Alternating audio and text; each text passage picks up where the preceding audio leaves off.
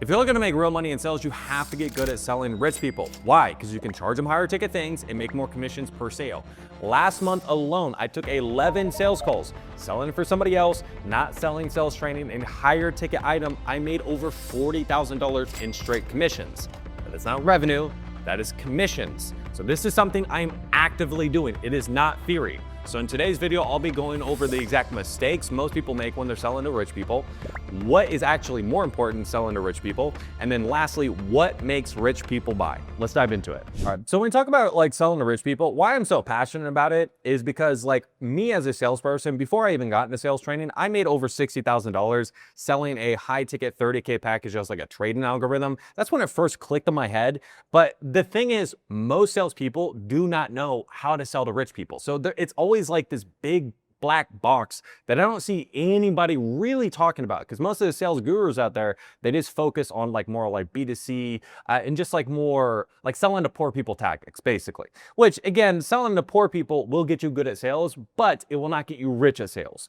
And here is a screenshot that was sent to me 2 days back that made me actually want to make this video. So on this offer that I'm currently on, it helps people get into sports facilities. So entry into this offer, it's $25,000. Now, there's other ways we make things on the back end, but at the very, very minimum, the type of person who comes in, they pay us $25,000, they have to have, at the very least, smaller deals, at least another $25,000 that they put down for an SBA loan, and they're at least taking out another $200,000 worth of an actual loan on a business. So the sales calls I'm having, they're not a $25,000 decision, they're more like a $300,000 decision. So you need to be able to have a conversation that is a bit different versus you're talking to somebody and you're taking their last $5,000 to $10,000 and this person's never made money before in their life, okay? So this is the exact message I got, right? So the owner of this offer, he said, last year, my 12-man sales team, because he tried to do this all himself, they took 1,377 Zoom calls.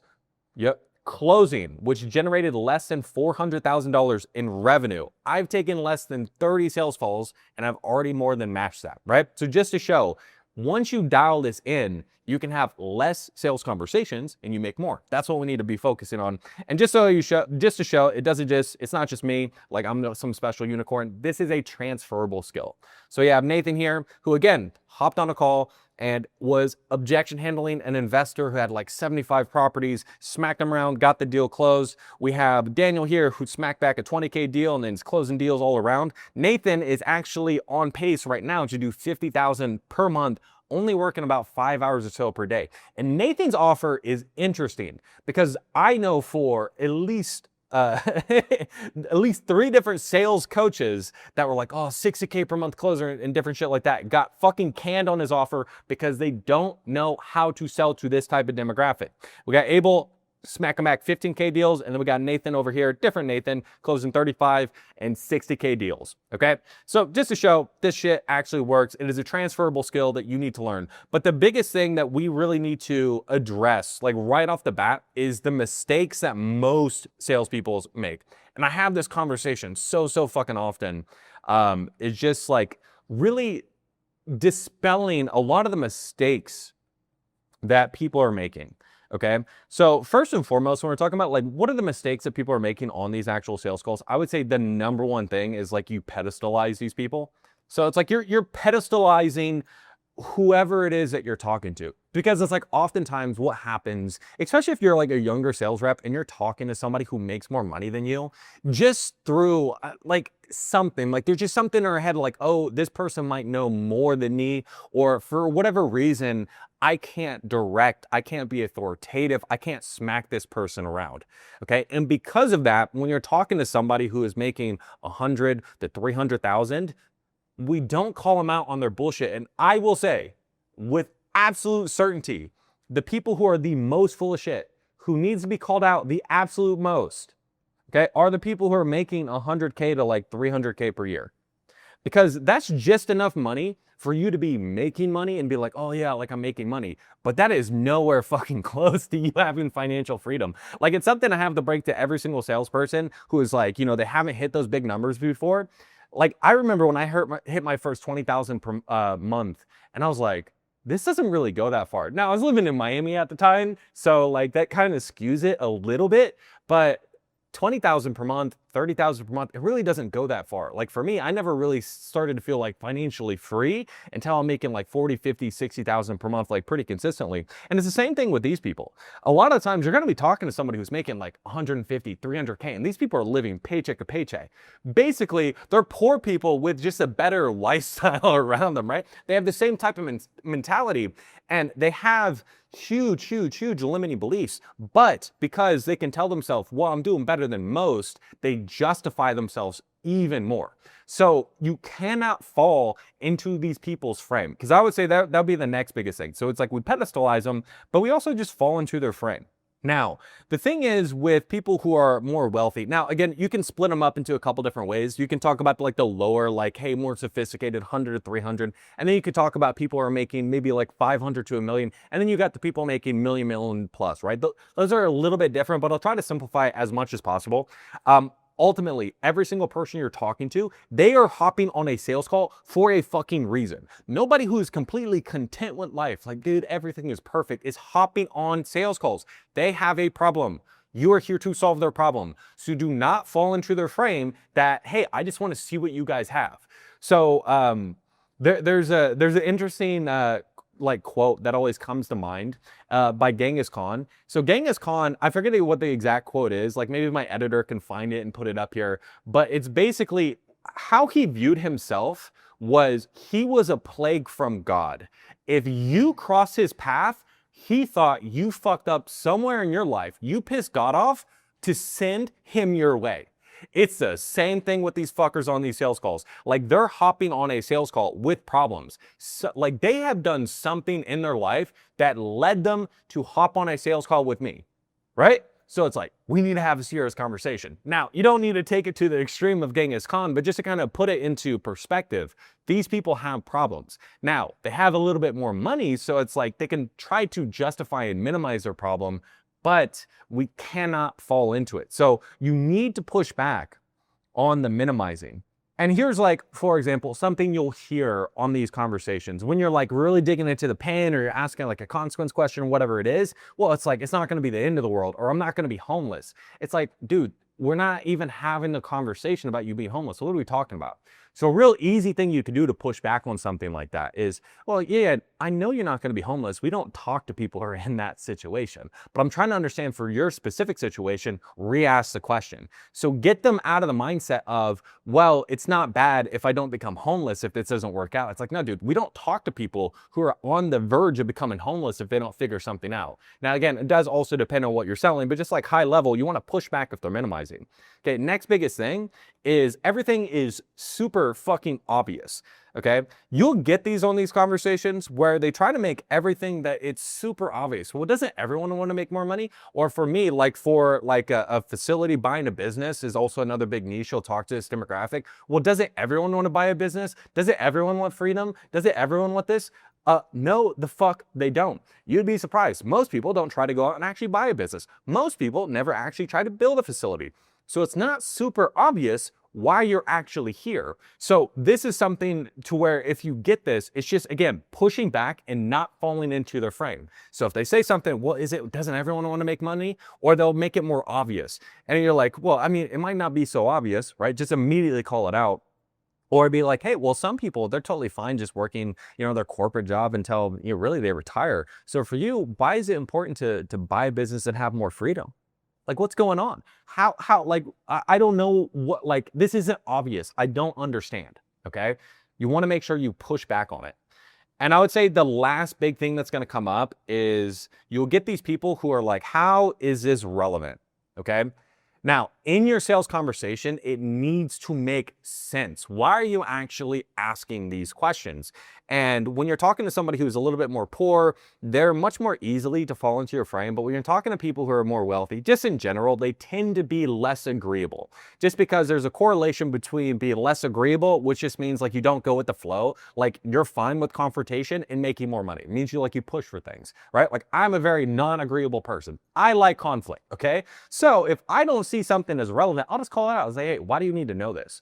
So in your conversation, you need to have the frame of why it is relevant. So for example, in the facility offer, where again, we help people get into a facility, all done for you, it's basically, the frame is, it's like, hey, we have a very high success rate, and we make sure every single person who's coming through, it not only makes sense for the short term, but it also makes sense for the long term, right? We want to make sure we tick all your boxes. So the first part is just to understand a little bit more about your situation, what you're wanting. And then the latter part, we'll go over like how we can make that a reality. Does that make sense? Now it makes sense why I'm asking this conversation. Now, depending on what you're selling, the frame can be a little bit different, but it needs to make sense. Why are you actually asking the questions that you're asking? Okay, a real easy frame I'll use is like, yeah, this needs to make business sense, but also needs to make personal sense to just make sure like you're going to be in the game as long as we need you to be. Okay, like this doesn't need to make sense now, it needs to make sense 5 years from now too. So help me understand, right? Like just real easy, just diving into it. Okay, and then I would say like probably the biggest last thing is just like not actually understanding people. So this is something that you need to actually understand the needs, the wants, the beliefs of the people that you're actually talking to. If you're a sales professional, you have to be an actual professional, okay? So for me, for example, like I've never opened up a sports facility before. Like I have no fucking clue of like what goes into a sports facility. And it's like, I don't really even know, like I didn't, before I started selling, I didn't even quite know like the demographic, okay? So it's like, you actually need to understand what is a demographic you're selling to? What are the beliefs that they're more likely to have, right? If you're talking to people who've done sports before, and they're working corporate or something along those lines, there's a pretty high likelihood that they have certain beliefs that you can tap into, which is very important of how you're going to be conducting your conversation. Okay, so it's like, what are their needs? Okay, what are their desires? You want to make sure you tap into this stuff. So this is something that with AI, it becomes a lot easier to go ahead and do, but you want to have a good understanding of, again, like pain points, desires, consequences, all that of this type of demographic. If you're able to do that, then you're just able to have a better conversation, okay? So when you're talking to a different demographic, basically when you're selling like, biz op, the poor people, versus you're selling something that you're helping rich people make more money, generally speaking, that's the type of offer you want to be selling to maximize the amount of money that you can make as a salesperson, right? You want to help rich people get richer because they just pay better. So what's actually more important, okay?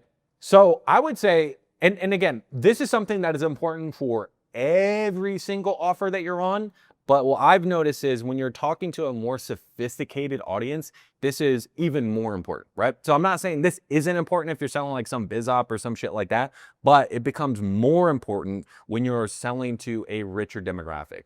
So what I would say is the biggest thing is going to be the education. For example, like for me, one of the big things, or at least I know my big advantage when it comes to really any offer that I'm on, and why I've been able to perform so well no matter what offer I'm on, is because I am super anal and autistic about the pre-call information, okay? What they actually see before they show up to my call. Because yes, I can get really good at handling shit and overcoming objections and smacking people around and doing all this stuff. But if I have a pre-call apparatus, I have a system that makes everyone laydowns, I'm just going to plug and play that system. Now, there's only so much you can do with pre-call education, but here are two big things that you need to hit. So I would just say like, hey, what this is, like whatever it is, what is this, okay? Like, what are you selling? And then two, I would say the biggest thing, and this is what most people tend to miss, or what are the actual beliefs that they need to have around this, okay? So it's like, what is it? Like, what is it, right? Like, what are you actually selling? But I would say a big thing is going to be like, what are the actual beliefs that they need to have when they show up to the call? It's going to make them most likely to buy. Now, there's a couple different ways that you can learn this. You can go and you can take a look at your sales calls. You can upload them all up to like Manus or Claude or whatever it is, and you can go ahead and like analyze it, basically like what are the biggest beliefs people are like saying, or like what are the biggest holdups or whatever it is, and you want to attack those before the call, okay? So for example, on the offer that I'm on, a couple of the big beliefs that might hold somebody back is, number one, they think they have time, right? Like there's a gap in the market and they think it's just going to stay there, right? So this is something to where it's like we really need to hammer it, and we do. Okay, another one is like they think they need to have like some unique idea, which really in business you don't need to have a unique ideal. You just need to be able to execute better than everyone else in the market, or at least in your general market. That's how you outperform. Real easy example that again like we use is Elon Musk. Elon Musk did not think about electric cars. There are actually other electric car companies who had tried to roll out electric cars, but he came in with Tesla and executed better than everyone else. That's why Tesla is so successful. So it's not so much about the idea, it's just about a gap in the market and executing. If they have those two beliefs and they show up to my sales call, and what do we focus on? Hey, is there a gap in the market? Here's how we execute it. They're going to buy. Another really prime example that I had on this one in specific was somebody, in a coaching call earlier this week. He helps people get onto new, basically new jobs, right? Like I think it's like project management, and like these people, generally speaking, they're making like 200 to 500K, and they're wanting to get like really high end like project management roles, right? And it's like they need a skill set to go ahead and get there, 15K package on the front end. And one of the biggest issues, the biggest beliefs that he runs into is these types of roles were easier to get in the past. With AI, layoffs, with everything changing in the market, it's become much, much harder. So sometimes he'll get people who show up to the call who are like making like fairly good money, like 500, 700K. He was telling me about somebody who was making 700,000 and thought that he could just get a role in Anthropic, right, Claude, without really doing much in terms of preparation and separating himself, just because he had gotten to the role he is at by basically not doing that much, right? Like, makes sense. Like, that actually does make sense if he's not educated and he doesn't really know how the market has changed. And on the sales call, the salesperson educated him on how the market had changed and really asked questions. He did the right thing, but because this was such a fucking like belief shock for this guy, he got mad and he left the call. Right? So you don't want to do all the big educating belief shifts and different things like that, like on the call. We want to see if we can't get it before the call as well. Because let's say for that guy in particular, if there was specific education pieces that you're sending him, maybe he doesn't believe it. Maybe like he still is like, not quite there, but he's like, at least that thought has like ruminated in his mind. And if you make a logical argument, and then it becomes a little bit more logical. So then when it comes to the call, yeah, you're probably gonna have to do the same things, but the likelihood that they're gonna actually fall into your frame is just gonna be much, much higher. So your pre-call education is super, super important. Not only like, hey, what are you actually selling, but what are the correct beliefs that I wanna hit to make sure somebody shows up, and if they believe these things, they are most likely to buy. That's gonna be super, super, super key. So the next thing is probably gonna piss a lot of the broke salespeople off. When you're selling to rich people, don't look poor. If you're going to be taking 25, 50, 100K off of somebody, you have to look the part. Get a fucking haircut, right? Like oftentimes when I'm on these calls, I'm wearing a polo, right? Like sometimes I wear like a nice black shirt like I'm wearing now. I'm a little bit more relaxed, like, just talking in front of the camera. But it's like, again, I look the part. And then also look around me. This apartment cost me $70,000 a year. It is very obvious that I am not poor. I make money. Now, I'm not saying you have to go get a baller apartment, but at least like make your background look nice. Like, again, I have also like a nice mic and all this shit. Like I have this right here because like I'm filming, all that fun stuff. But all of this plays a role. It plays a role in the perception. If I am somebody who is making money, I don't want to give my money to a poor person, right? Because the reason that they're poor is probably because they're not good with money, right? So just very, very obviously, if you do not look the part, it is going to hurt you. Now, some of the mistakes that you can make is like virtual backgrounds and different things along those lines. Like, again, like what it does is it causes a bit of doubt. Now, am I saying you cannot make sales if you don't look the part? No, I'm not saying you can't make sales, but it definitely will hurt you. Like last month, I closed over 55% of these deals, right? 46% scheduled to close. And the reason I'm able to close at such a high rate is, well, like the authority, the skills and all that. But it's like a big part of it is like, I look the part, right? Like that makes sense. These guys are talking about like multi-$100,000 deals and really helping like things build out. They better be fucking good with money. They better look the part. If I showed up and what I see in some people's sales calls, like first of all, like they look young, right? Like that's a big thing. Like Nathan, for example, when we first started working together, like he looked young, like to his haircut, his background, like how he was coming across, all of it looked young. Now I got him to, grow out the facial hair, fix the background, and then also fix how he projects, right? Using a little bit more of your stern voice, right? This all plays a role. So it's like you have to make sure that you come across like you're an authority, you know what you're doing, and you have money, okay? Now, you don't have to go get a big old schlanky apartment or anything along those lines, right? Jesus icons definitely do help, right? Increase closing percentage by at least 15%, but at least look the part to some degree. Okay, really, it'll take a couple $100 to get your background where it needs to be, right? Obviously, have like some type of lighting. It doesn't really take much, but you just got to make sure you actually put some effort into it. That's going to be a big thing. Okay. Next big thing. It kind of plays into the looks, but it's also how you carry yourself. It's going to be authority. Biggest thing is you have to come across like you know what you're actually talking about.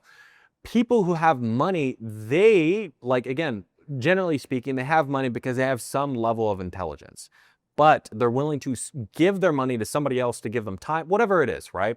To shortcut it a lot.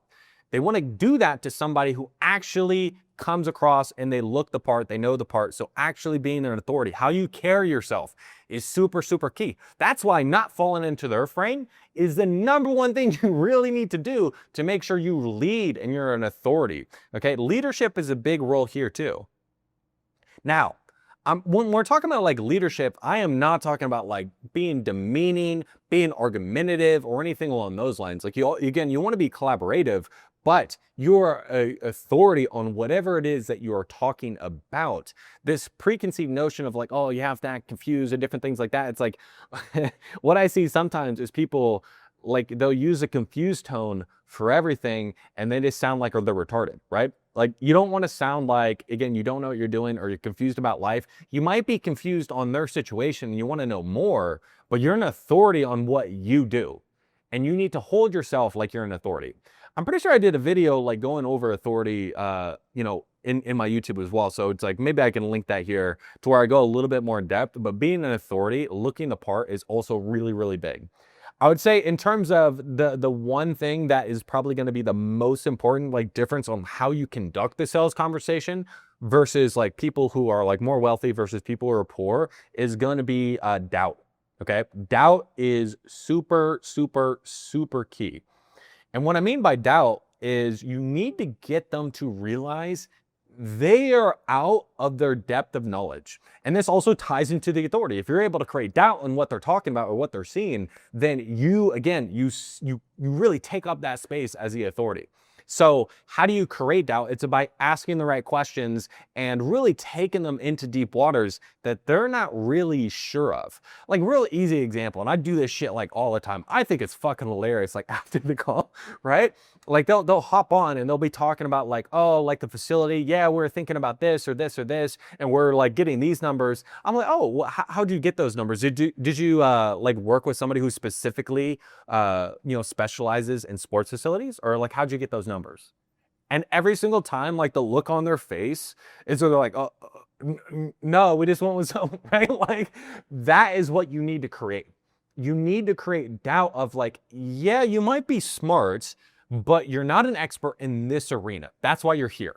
And if you're able to create that doubt, they will pay you lots and lots of money. Because again, that also ties into your authority, right? Like if I ask specific questions about like, hey, have you had it with an expert who does A, B, and C, and they don't even know what the fuck you're talking about. They're like, oh, your authority goes up and the doubt in their mind goes up. So then that authority overtakes the doubt. They go ahead and they purchase, okay?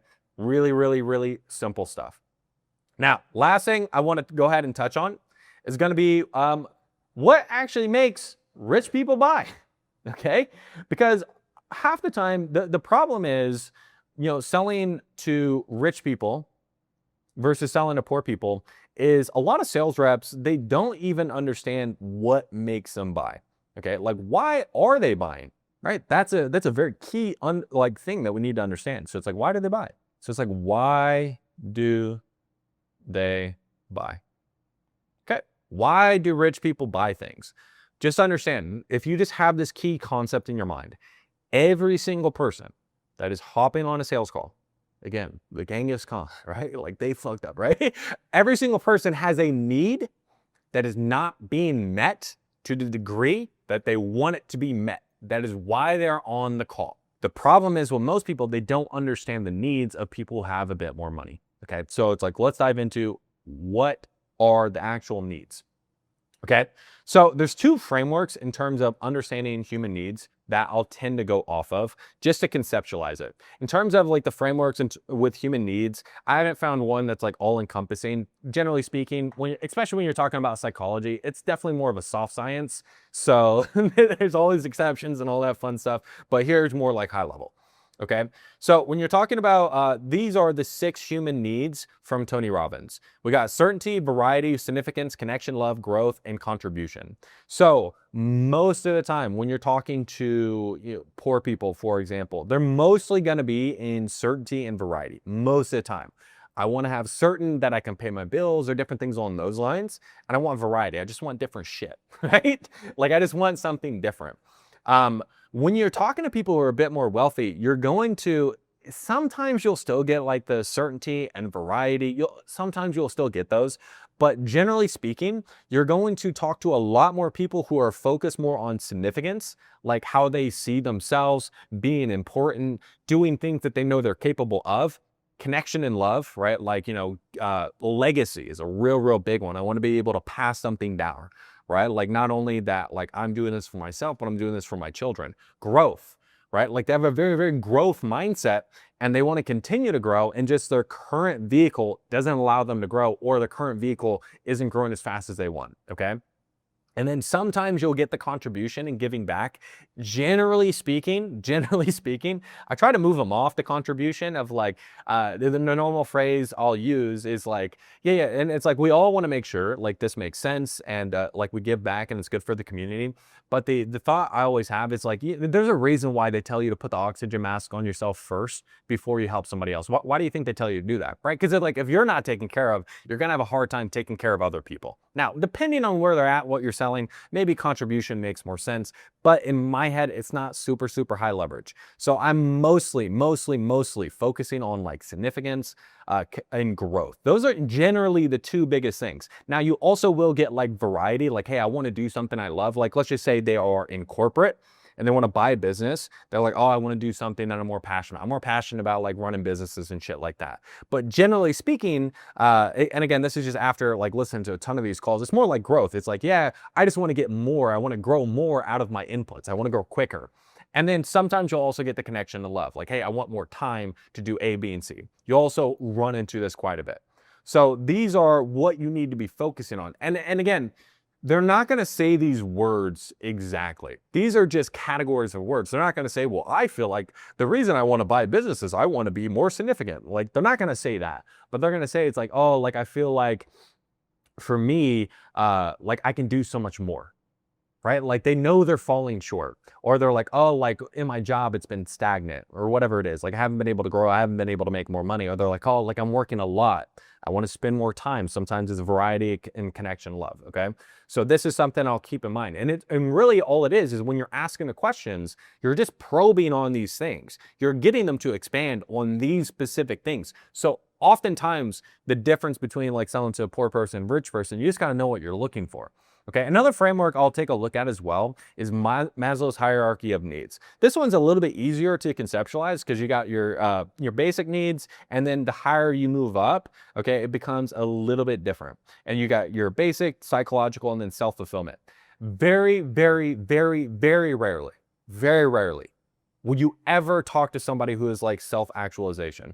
Maybe if you get Hermosi on your call and he's like, dude, I just want to do it because it's cool. Like maybe you'll get that guy, but then at that point, it just needs to make logical sense and they're going to fucking do it. So I wouldn't focus too much on this. But again, they have their basic needs already taken care of. Generally speaking, they already have their safety taken care of. So then again, we're talking about love and belonging.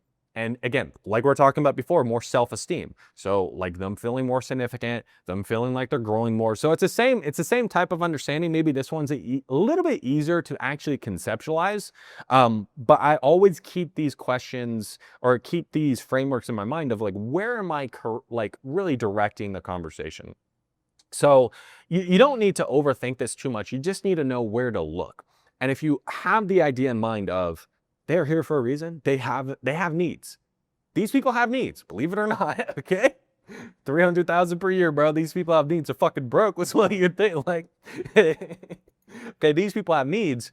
So you just need to ask questions to pull it out of them. Now, depending on what you sell, the types of questions you're going to be asking is like different. But a very easy question you can ask is like, hey, why is it important for you to do this like now though? Right? Just asking a question like, why is it important? And then they, like, again, once they answer, listen. Okay, they're probably going to talk about significance, connection, love, growth, whatever it is. And if you sit there and you actually listen and you don't put them on a pedestal, I promise you, you'll start smacking back the deals like all these other guys over here who are smacking back, 35, 60K deals, all that fun stuff. So hopefully this has been helpful. Leave your biggest takeaway in the comments. And if you want actual one-on-one help from me, check out the first link in the description. If not, I'll see you on the next video.